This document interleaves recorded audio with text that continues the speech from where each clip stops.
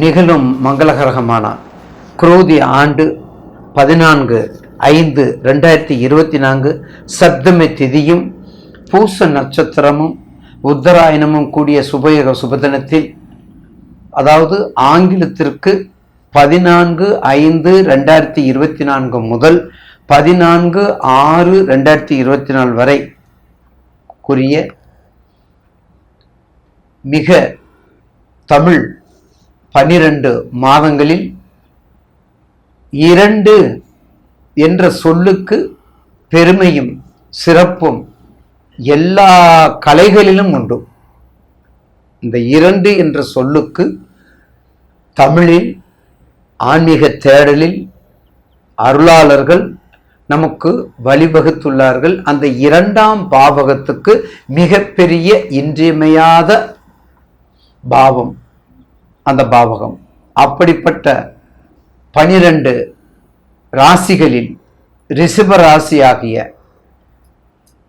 ரிஷப ராசிக்கு தமிழ் 12, தமிழில் முதல் மாதம் சித்திரை, 2வது மாதமாக வைகாசி, 2வது மாதம் வைகாசி மாதம் இந்த 14/5/2024 பிறக்கின்றது. தமிழ் மாதம் வைகாசி, ஜோதிடத்துறையில் ரிஷபராசி. 12 மாதத்திற்கும் 12 ராசி. அதில் உச்சம் ஆட்சி எல்லாமே இருக்குது, உங்களுக்கு தெரியும். நேயர் பெருமக்கள், தமிழ் ஜோதிடம்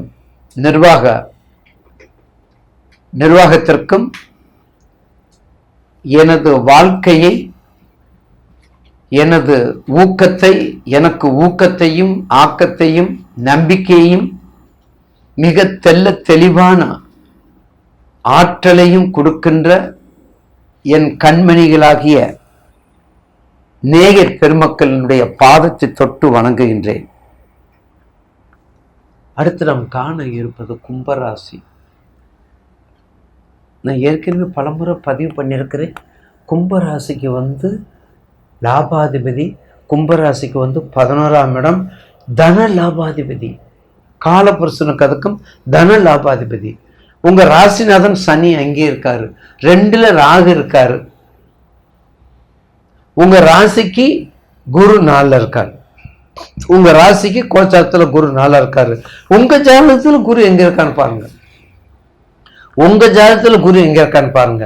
அப்படியெல்லாம் இருந்த உங்க ஜாதகத்துல விருச்சகத்துல இருக்கான்னு வைங்க, அப்ப 7ஆம் பார்வையை பார்க்கிறாரு. உங்க ஜாதகத்துல மகரத்துல குருன்னு வைங்க, அப்போ 9ஆம் பார்வையை பார்க்கிறாரு. உங்க ஜாதகத்துல கன்னில குருன்னு வைங்க. ஒரு ஜனன ஜாதகத்தில் குருவை, ஒரு ஜனன ஜாதகத்தில் சனியை, ஒரு ஜனன ஜாதகத்தில் செவ்வாயை, ஒரு ஜனன ஜாதகத்தில் நவக்கிரகங்கள்ல இருக்கக்கூடிய மெயினானது ராகு, நீண்டகால பயிற்சி, ராகு பயிற்சி, குரு பயிற்சி, சனி பயிற்சி. அப்ப இந்த 3 பயிற்சியில சுத்தி வரும்போது 360 டிகிரியை சுத்தி வரும்போது ஒரு குரு கோச்சாரத்தை, அத உங்க ஜாதகத்துல குருவை, உங்க ஜாதகம்னா நீங்க 1990 பிறந்திருப்பீங்க, 80 பிறந்திருப்பீங்க, 2000 பிறந்திருப்பீங்க, 52 பிறந்திருப்பீங்க. அப்ப அந்த உங்க ஜனன ஜாதகத்துல குருவை கோச்சாரத்துல அப் டு டேட் 14/5/2024 வைகாசி மாசத்துல இருக்கக்கூடிய குரு, அந்த உங்க குருவை பார்த்தால் லாட்டரி சீட்டு அடிக்கும், மிகப்பெரிய நற்பலனை கொடுக்கும், திருமணத்தை கொடுக்கும், தேடி வந்து கொடுக்கும், குழந்தை பாகத்தை கூட்டி கொடுக்கும், விரட்டிடும். கன்சியூம் ஆகாதது பூரா கன்சியூம் ஆகக்கூடிய வாய்ப்பு வந்துடும்.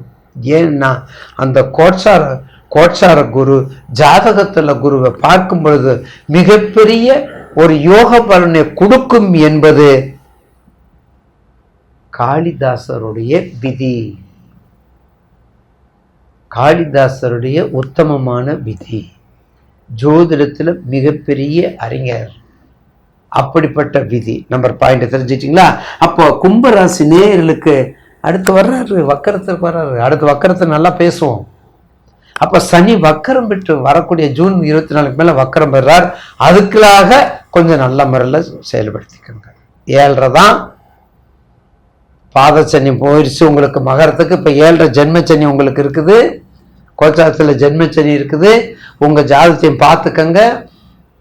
தயவு செய்து கும்பராசி நேயர்களுக்கு நேத்தி கூட சொன்னாங்க, கும்பராசி அளவே இல்லாத கஷ்டம், நினைச்சே எங்களால பார்க்க முடியல. தயவு செய்து சந்திர திசையில கேது புத்தி, சந்திர திசையில ராகு புத்தி, சந்திர திசையில சனி புத்தி, சுக்கிர திசையில சூரிய புத்தி, குரு திசையில புதன் புத்தி அல்லது புதன் திசையில குரு புத்தி, இப்படியெல்லாம் வரும் பொழுது உங்களுடைய ஜாதகத்தை சரியான முறையில கணித்து கொண்டால்தான் நீங்க தப்பிக்க முடியும். இந்த 7.5ல நிறைய பேர் இருக்காங்க கல்யாணம் ஆகாதவங்க, நிறைய பேர் இருக்காங்க குழந்தை பாக்கியம் இல்லாதவங்க, நிறைய பேர் வேலை இல்லாமல் இருக்காங்க. கும்பராசி கும்பராசி கும்பராசி மேசராசி. இப்போ 10 மேசராசிக்கு வந்துருச்சு எனக்கு ஒரு 3-4 நாளா. அதை நான் என்ன அனலைஸ் பண்ணணும், அடுத்த மேசராசி வரவங்களுக்கு நான் சொல்லிடுவோம், கவலையே படாதீங்க. இருந்தாலும் கும்பராசியை மிக அற்புதமாக வச்சிருக்க வேண்டும். லைன் கிளியர் பண்ணிக்கோங்க.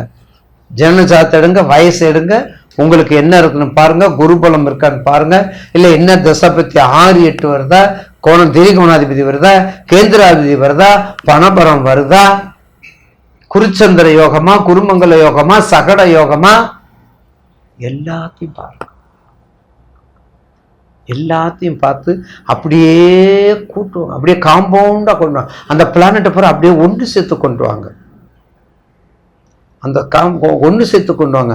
அப்போ கும்ப ராசி, அப்போ நமக்கு ரிஷப லக்கணம். அப்போ ரிஷப லக்கணத்துக்கு 7, 8, 9, 10ல் சனீஸ்வரர் இருக்காது.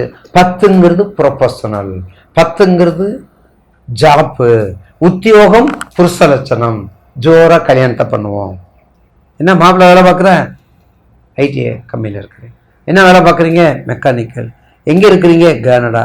எங்கே இருக்கிறீங்க, யூஎஸ். உத்தியோகம் புருஷ லட்சணம், உத்தியோகம் புருஷ லட்சணம். அப்ப ஆட்டோமேட்டிக்கா உங்களுக்கு கும்பராசிக்கு அந்த 7.5ங்கிறது கொஞ்சம் தாக்கங்கள் குறையும். என்ன ஜென்மச்சனி, வயசை பார்த்துக்கங்க. 10 வயசு, 12 வயசு, 20 வயசா ஹாஸ்டல்ல சேர்த்து விடுங்க. 22, 23, 25 வயசா கல்யாணத்தை பண்ணுங்க. 32 வயசுக்கு மேல போனா பொங்கு சனி, அதுக்கு மேல தொழிலை பாருங்க. இப்படியெல்லாம் செஞ்சு வந்தா இந்த வைகாசி மாசத்தை நீங்க ஓட்டிடலாம். அடுத்து நம்ம காணுங்க ஒரு நிமிஷம். அப்போ கும்பராசிக்கு பரிகாரம். அப்போ கும்பராசிக்கு நம்ம என்ன பரிகாரம் பண்ண போறோம், சதய நட்சத்திரம் ஒரு முறை மதுரை மீனாட்சி அம்மன் கோவில் தரிசனம், மறுமுறை திருப்பரங்குன்றம் கோவில் தரிசனம், அதற்கடுத்த முறை பழமுதிர்ச்சோலை தரிசனம். இந்த 3 ரொம்ப முக்கியம். 6 படை வீட்டுல கடைசி வீடு, 6 படை வீட்டுல முதல் வீடு திருப்பரங்குன்றம். எப்படி பார்த்தீங்களா, முதல் வீடும் கடைசி வீடும் அங்கேதான் வருது. அன்னை உமையவள் திருமணம் ஆகலையா மாலை எடுத்து கொடுப்பாள், குழந்தை பாக்கியம் இல்லையா மழலை செல்வத்தை கொடுப்பாள், தொழில் விருத்தி இல்லையா மிக அற்புதமான உத்தியோகத்தை கொடுக்கக்கூடியவள் அன்னை உமையவள் மீனாட்சி. மலையராஜன் மகளே, மலையராஜன் மகள் பெற்றெடுத்த மாதங்கி, மாதங்கி செல்வி. அப்படிப்பட்ட கும்பராசி நேயர்களுக்கு நிச்சயமாக 7.5ங்கிறத பயப்படாதீங்க. தசாபதியை பார்க்குங்க, நல்ல முறையில் அகலக்கால் வைக்காம நடந்து கொண்டு வாங்க.